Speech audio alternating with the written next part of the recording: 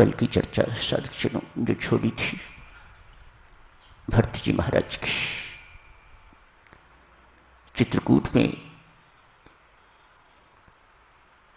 भरत जी महाराज कहते हैं, मात्र मेरे राज्य की बात चली प्रभु,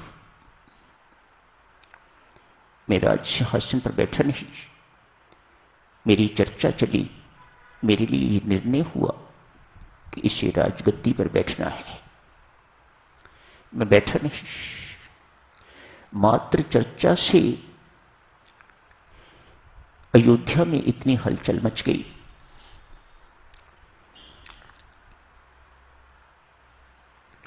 पिताश्री की मृत्यु हो गई,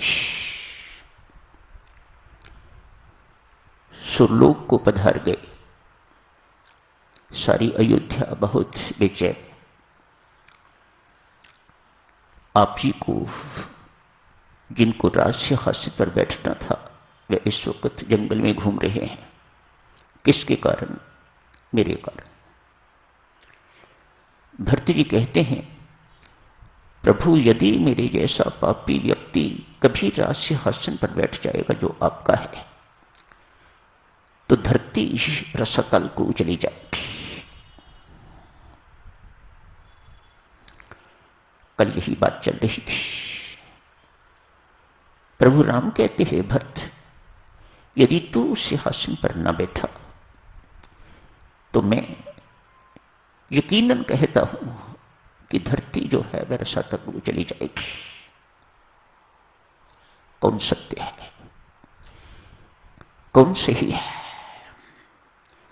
दोनों इस बात पर अड़े हुए हैं, कौन सत्य है। आइए साथियों, आगे की बात देखते हैं। भरत जाके चित्रकूट में, मैंने आपसे अर्ज की थी, चित्रकूट में एक वैचारिक युद्ध हुआ है, विचारों का युद्ध है। तो चित्त की भूमि, प्रेम भूमि, मिलन भूमि। प्रेम ही प्रेम छाया हुआ है इस वक्त भरत के आगमन पर। पहले भी था, लेकिन भरत के आगमन पर तो सर्वत्र प्रेम छा गया है। प्रेम का साकार रूप भरत।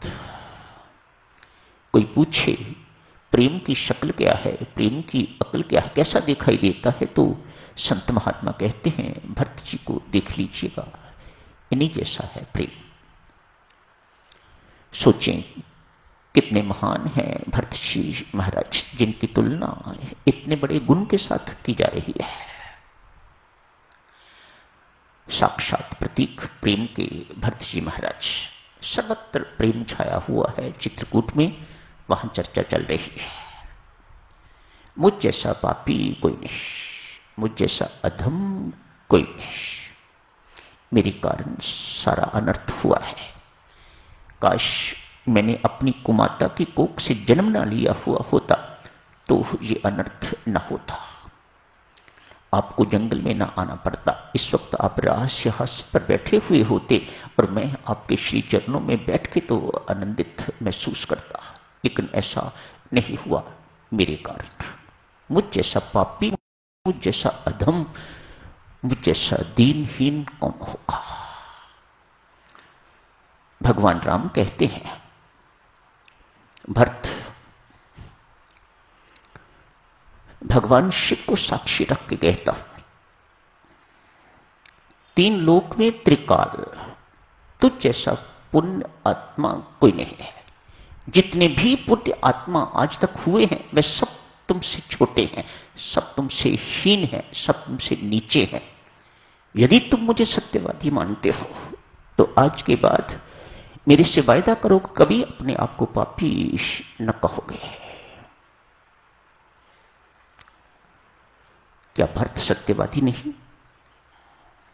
प्रश्न उठता है, यदि राम सत्यवादी हैं तो क्या भरत सत्यवादी नहीं? भरत कहते हैं, महाराज आप सत्यवादी हैं, इसमें कोई शक नहीं, लेकिन मैं भी असत्यवादी तो नहीं हूं, मैं भी सत्यवादी हूं।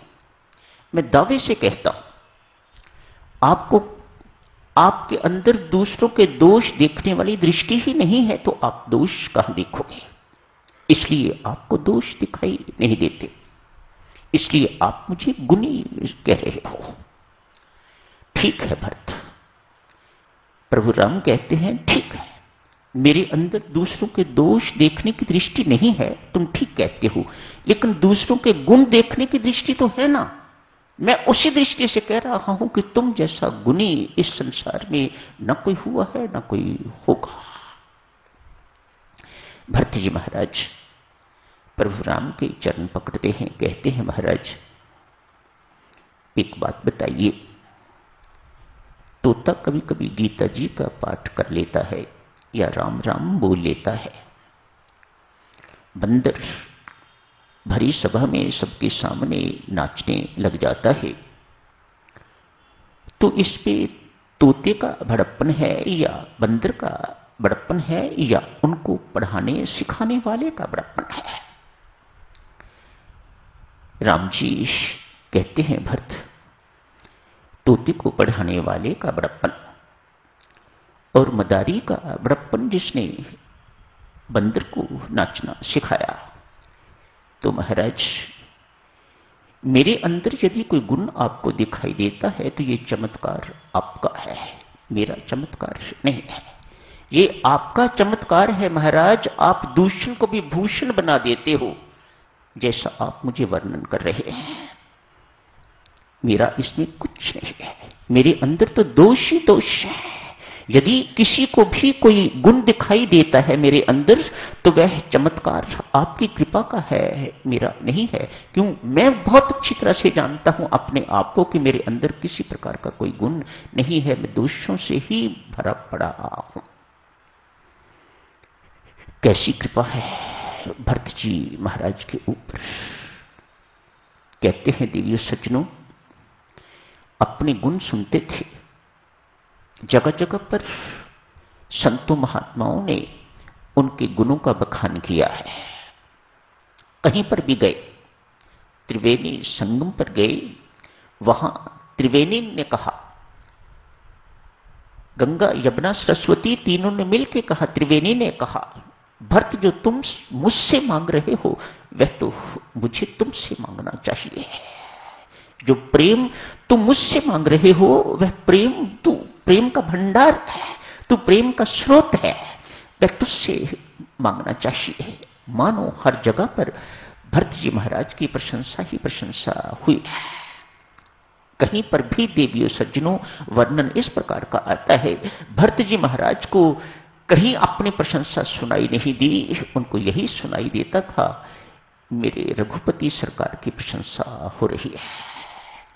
कैसे कान, उनकी बुद्धि की पवित्रता के कारण उनके कान किस प्रकार के, कितने सुंदर कान उनके हो गए हुए थे, उन्हें अपनी प्रशंसा न सुनाई दे के तो सब कुछ यही सुनाई देता था कि मेरे स्वामी की प्रशंसा हो रही है, रघुपति राघवेंद्र सरकार की प्रशंसा हो रही है।